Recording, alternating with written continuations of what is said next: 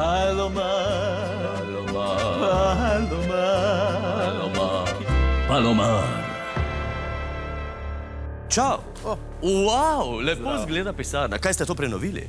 Ja, letos polet nam je počela ena cev, tako da smo malo počrpali ta sredstva za popoplavno sanacijo. Ma ne moj. Bravo. Odlično zgleda. Torej, ja, kje je? Premijer Golob. Da. Žal se upravičuje, danes ne bo mogel priti. Pa kako bila sva zmenjena, da mu v živo podarim svojo knjigo? Trenutno imamo rahle težave s padcem podpore vladi, tako da smo ga poslali malo na bolniško, da bi se ljudem malo zasmilil. Odlična ideja, tako se to dela. Hvala, smo kar iznajdljivi. Tako da, če vas ne moti, bi jaz prevzel. Ne. Tole mu moram res osebno izročiti. Mi veliko pomeni. Pa kaj, se lahko zmeniva naslednji teden? Kadarkoli. Imam čas, sem bivši predsednik. Lahko pogledamo, čeprav v bistvu je cel mesec zaseden. Veste, veseli december je zelo velike teh zaključkov.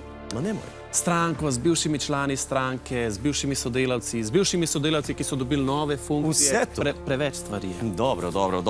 Ampak en termin bomo že našli. Zakaj pa mu enostavno ne pustite knjige tukaj na mizi? Nujno mu moram to podariti v živo, da lahko na koncu naredim še en selfie. Evo me, sem nazaj. Povej mi, a je zrak čist? Zrak. V centru je dejansko hujška v Šoštanju. Ampak te rezultate smo že ponaredili, tako da smo v redu. Ne, mislila sem, če je gospod bivši predsednik že zapustil stavbo. On. Ja, je že všel. Sem mu rekel, da Robert danes ne more, čeprav je v spodju v menzi na malci. Odlično. V nobenem primeru nočem, da se ta dva srečata. Zakaj pa ne? Podpora mu pada. Lastni ljudje se mu upirajo. Pahor je edini, ki bi mu znal svetovati in tega si ne moremo privoščiti. Razumem. Mu bom sporočil, da Robert tudi januarja ne more, ker so razprodaje, mora nositi vrečke pa...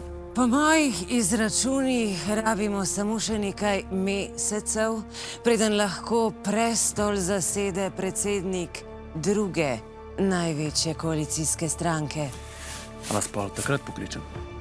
Takrat, Mišek mali, me boš klical gospa premijer.